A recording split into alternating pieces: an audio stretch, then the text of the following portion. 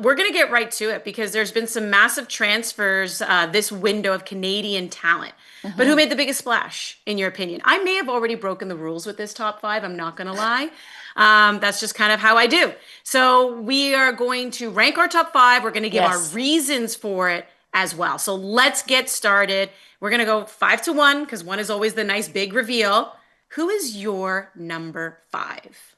My number five, it might be off the board for some folks, but my number five is Quinn to the Vancouver Rise for the Northern Super League because I feel like this 29-year-old, 104 international caps for Canada, gold medal winner, was a marquee signing and a signal to the footballing world that this league was one to be reckoned with worldwide. And a player of their pedigree, of their standing, of their clout was coming to Mhm. this league. And then others followed. Nikki Stanton from the Seattle Reign, other big signings I think that we don't yet know about. That transfer window just opened on July 20th.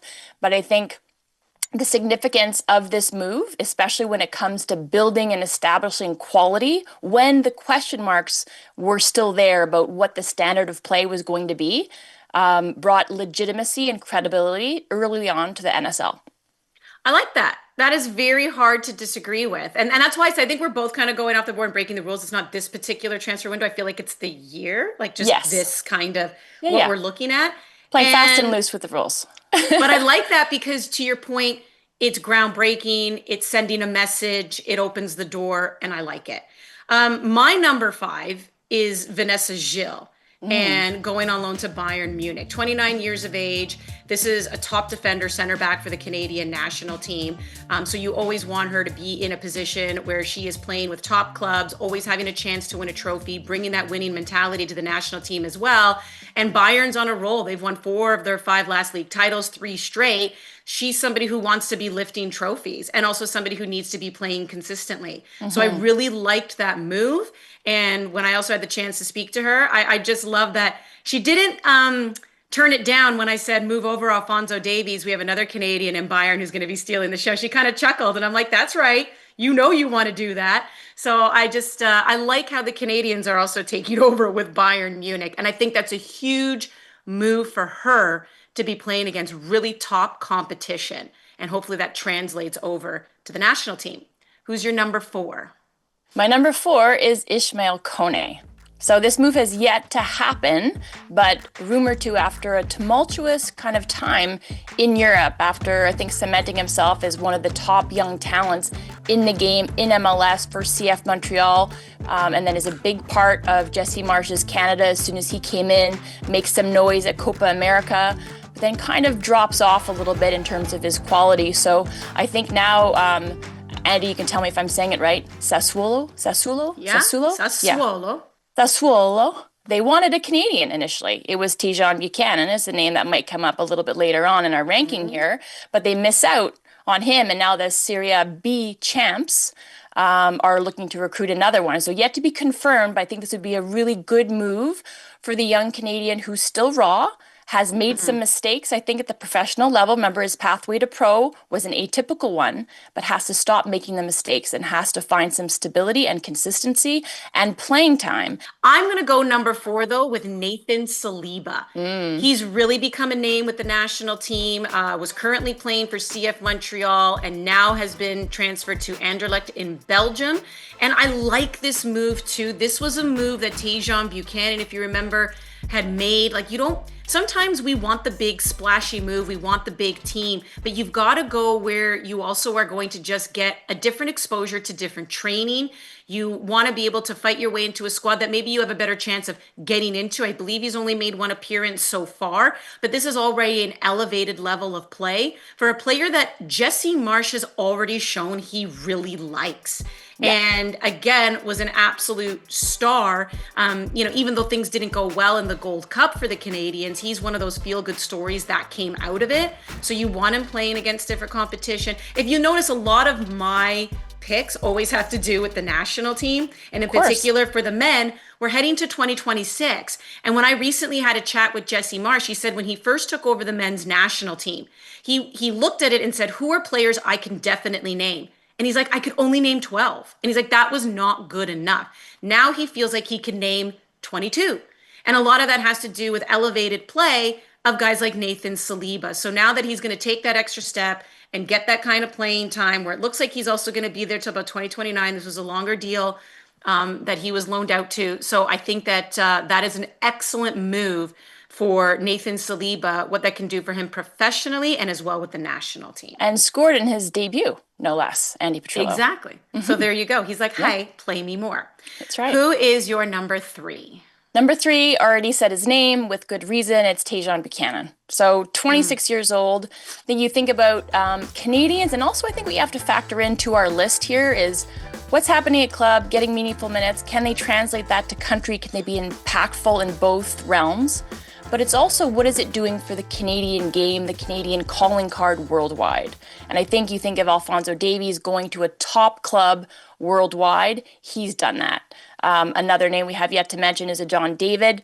His name might come up a little bit later in our rankings here, but Tajon Buchanan to Inter Milan was also that. But then the resulting kind of play and what he did after the fact didn't quite measure up to expectations. It was maybe too big too soon. To your point about Nathan Saliba, it's like taking more of a winding road, but guaranteeing that it's the right stepping stone in your journey to maybe there might be a bigger club, there might be a bigger setup, a bigger league in your future.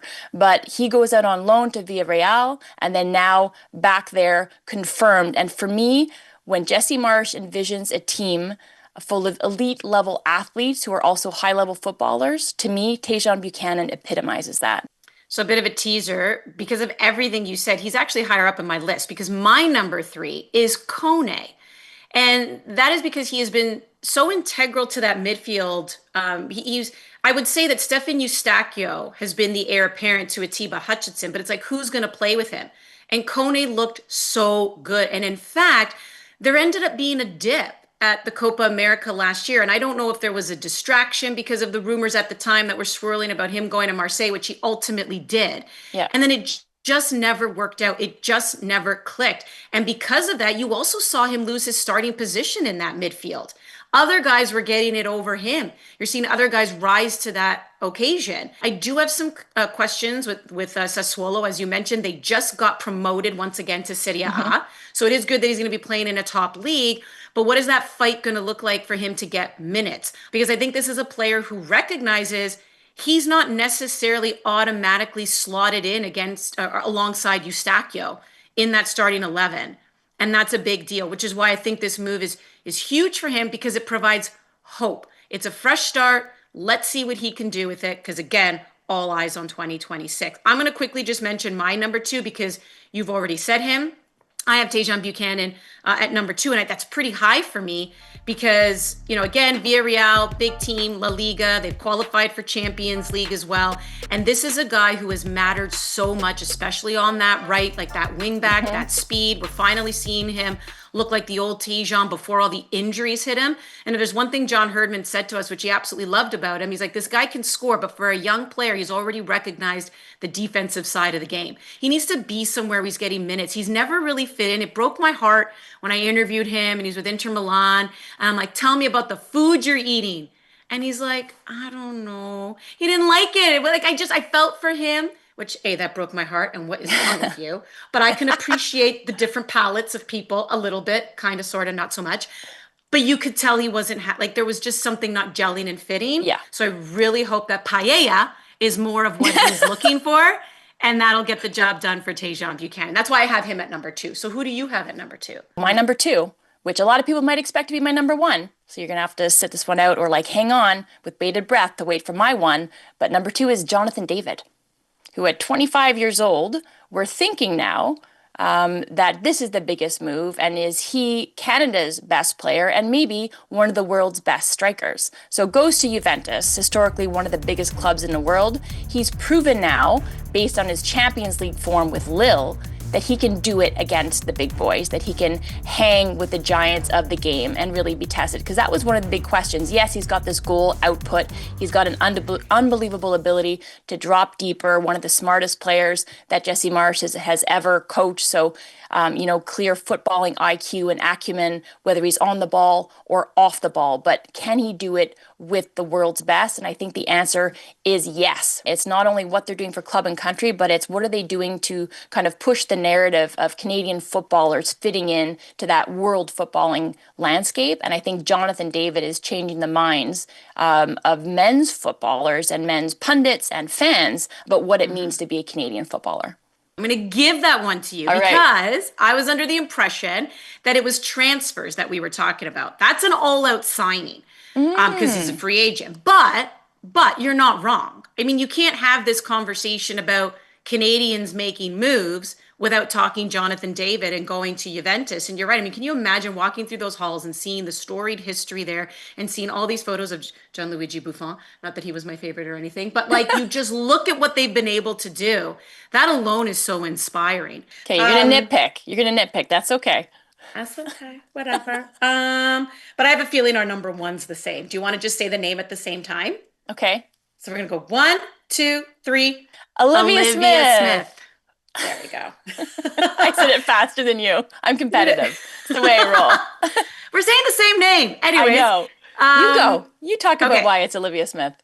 It's a record-breaking deal. It's a world record, women's transfer. I mean, that's it. End of story. When you're already making history, how are you not number one? That is simply what I will say, and I will allow you to take the rest. Yeah, I just think it's again like world standing, the conversation of where women's footballers fit in if you're from Canada. I think the women's national team has always had this clout worldwide. But I think you look back to, I think, a failed and disappointing 2023 World Cup where they failed to get out of the group. The big narrative going into that was chip on our shoulder. We don't get the respect that we deserve. But I think now they still have yet to prove that they can do it. They can hang with the giants of the women's game at a World Cup, a more difficult tournament to navigate if you compare it to the Olympics. But I think if you look at a Vanessa Gilles, who you've already mentioned, you look at a Kadisha Buchanan, you look at an Ashley Lawrence, you look at an Adriana Leon, who I think finally is in the right club setup for playing in NWSL with the San Diego Wave. You look at Jade Rose going to Man City. But you look at Olivia Smith, a young footballer, 20 years old, breaking the transfer record previously held by Naomi Girma, over $1 million. And the women's footballing kind of trajectory is just insane, right? It's nascent, really. You've only seen the explosion in the last couple of years.